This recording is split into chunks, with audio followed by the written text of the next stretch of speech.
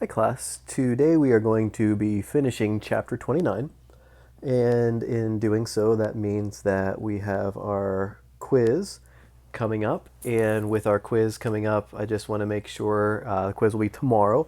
I just want to make sure to give you a couple of major points to study, just so that you are well prepared for the quiz tomorrow. So real quickly before we get into the lesson, quiz tomorrow, make sure you're solid on the Reagan administration. And just like we had homework this past week on Reagan and Carter, make sure that you are able to understand the similarities and differences with the Reagan administration and the Carter administration. If you have any questions about that, please feel free to reach out, email me. I'll get back to you. But otherwise, let's get into the lesson today where we finish up chapter 29, where we're talking about the Reagan administration. We're also going to touch a little bit on the George H.W. Bush administration. You may know George W. Bush, or you may have heard of George W. Bush. George W. Bush's father was also a president, and that's George H.W. Bush. That's George Herbert Walker Bush. So before George Herbert Walker Bush becomes president, Ronald Reagan needs to finish out his second term as president. And one of the things that really helps Ronald Reagan go out on a high note is that Ronald Reagan is really causing the Soviet Union to rethink a lot of its policies and walk back a lot of its oppressive policies that it had in place. So we had talked about before Ronald Reagan baiting the Soviet Union into a spending war. And that was part of Ronald Reagan's Peace Through Strength initiative, where Ronald Reagan believes that America, by having the strongest military in the world, is going to make it very difficult for other nations to try to instigate international or global conflict. So he also had the plan of baiting the Soviet Union by peace through strength into a spending war in which the Soviet Union would try to outdo America by having more or better weapons, whether it be tanks, planes, bombs, guns, whatever it is, the Soviet Union was trying to hang with America. Well, this is going to cause the Soviet Union to start to relax some of its policies because their economy just cannot handle this. It really shows the weaknesses of the Soviet communist model of the economy. And what Gorbachev does, who is the leader of the Soviet Union at this point in time, is he's going to relax. It's called perestroika. And he's going to relax some of the Soviet Union's oppressive policies, particularly as far as economic policies are concerned. And this perestroika, this relaxation of these oppressive economic policies that really had slowed down the economy, the goal is, his goal as Gorbachev is to keep the Soviet Union alive by relaxing some of the taxation, redistribution of wealth, and onerous government policies that really kept private businesses from starting. So this perestroika is going to allow some private businesses. It's going to allow for profit making, which is going to mean that profit making is going to then allow the business to reinvest those profits into growing the business. The problem is that it's too late for the economy at this point in time. It's like trying to save it when it's already not able to be saved. And also another thing that's going to occur is there's another Soviet policy that really I think we can point to Reagan having a big hand in causing the Soviet Union to enact, and that's called glasnost, and that's the Soviet policy of openness.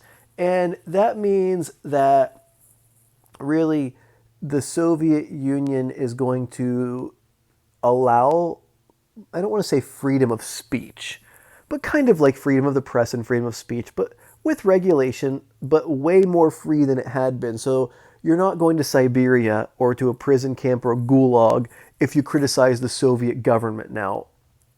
So that's largely Ronald Reagan's doing. And we can point to some, maybe you can point to multipolarity under Nixon and say that might have had a hand in it. You could. I'm not sure that it did. You could point to some of the negotiations under Ford or some of the negotiations under Nixon or, things like that. But really, a lot of this builds under Reagan. and we're going to see it come to fruition under the next president, George H.W. Bush. So Ronald Reagan's a Republican. He serves 2 terms, and people love him so much that they elect his successor, which was George H.W. Bush. And George H.W. Bush becomes president of the United States, and in his first year that he is inaugurated, so he's inaugurated in 1989, and in 1989, toward the end of that year, the Berlin Wall is going to start coming down. So that's really, I think, the sign of the end of the Cold War. Now, the Soviet Union's still alive-ish. I'm not going to say it's doing well. I think this also signals the end of the beginning of the end of the Soviet Union. Really, the Soviet Union doesn't fall apart completely until 1991, which is still under George H.W. Bush. And it starts to fall apart in August of 1991, and it is declared dead in December of 1991, but really, for all intents and purposes, in August of 1991, it's done. It's gone. So in 1991, the Soviet Union is no more, and the Cold War is really no more, because you can't have a Cold War if there's no Soviet Union to have a Cold War with. They're broke, their economy is tanked, it's crashed, they're going to experience a lot of things like hyperinflation and just bad times in the Soviet Union, which America, while we're not glad celebrating the suffering of the people in the Soviet Union, we're glad that the Cold War is over, because it was a very tense time, several decades long. And Ronald Reagan really was responsible for the economic initiatives that America instituted and the military initiatives that America instituted that led to the demise of the Soviet Union. Okay, so George H.W. Bush, just a couple things really quickly under him. You're not responsible for this for the quiz. I just think it's important to point out historically.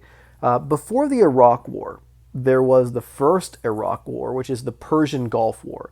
We fight Iraq before we fight Iraq, as you know, the Iraq War. So in the 90s, Saddam Hussein, same guy, right?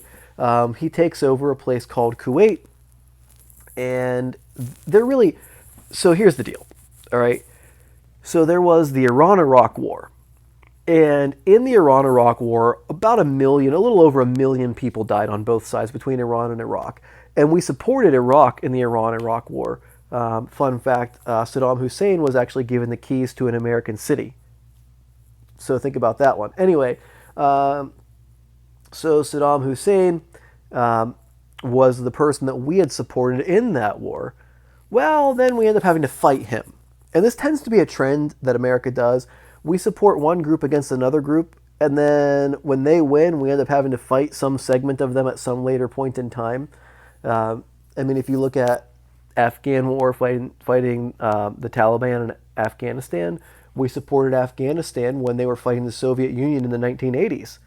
And then we end up having to fight them later. But that's just a side point. Anyway, so Saddam Hussein's regime, which we supported in the Iran-Iraq War, they're broke because the war was really expensive. It cost a lot of lives. It cost a lot of money. So they need money. Well, they're a very oil-rich neighbor. It's a very small country. It's tiny. Kuwait. And they claim that Kuwait is a province of theirs that they're just reclaiming, kind of like Russia did with Crimea. So they're just reclaiming it. Well, they roll it into Kuwait, and Kuwait has tons of oil, so that's going to fuel Iraq's economy. Well, Saudi Arabia isn't too happy about this, and they're afraid that Iraq's going to try to pull some shenanigans and invade them.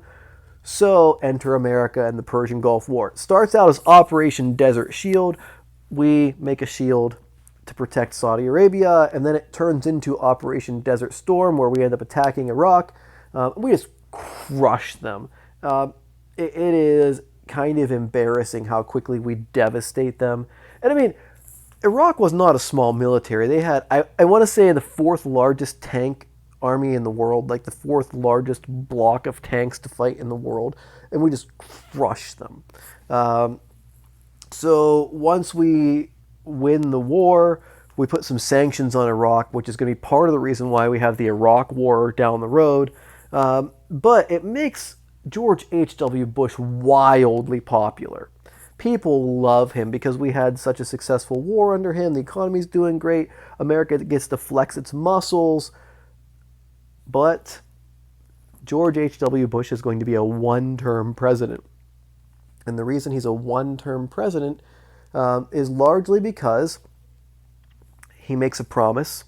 He says, "Read my lips, no new taxes." Well, the economy starts to slow down. We're having deficit spending like crazy. First of all, we had deficit spending like crazy under Ronald Reagan. The national debt grew tremendously. That's not a good thing, by the way. I'm just saying it's a massive growth. And then we have a war that we have to pay for, where we're using a lot of technology. Like we're using stealth bombers, which were expensive to make, among other things. I mean, everything the military uses is expensive. Tanks are expensive. Bombs are expensive. Like, we're talking cruise missiles, about $1 million a pop. So that's a lot of money over time. So the economy starts to slow down. We have bubbles in the stock market. It's not doing all that great. He puts a capital gains tax on the economy, and there goes his popularity. So George H.W. Bush went from one of the more popular presidents as far as peak popularity rating because of the Persian Gulf War to being completely unelectable. So he loses the election in 1992 to William Clinton, and Clinton becomes a two-term president, which we'll talk about later. But the Republicans had 3 terms, and now their time in the White House is going to be over for a while. So while Ronald Reagan was very popular, he was a very beloved president, did a lot of positive things for America. All good things must come to an end. You can only serve 2 terms as president. His successor, George H.W. Bush, takes over. And while he is very popular for a while, the recession that happens under his watch and new taxes that he promised not to do cause him to lose the 1992 election. All right, so that's the basic summary for today. And make sure you are ready for the quiz. If you have any questions, feel free to email me. Just make sure you're solid on Carter and Reagan and be able to compare, contrast them. All right, guys, that's it for today. Thanks for watching. Hope you have a great day.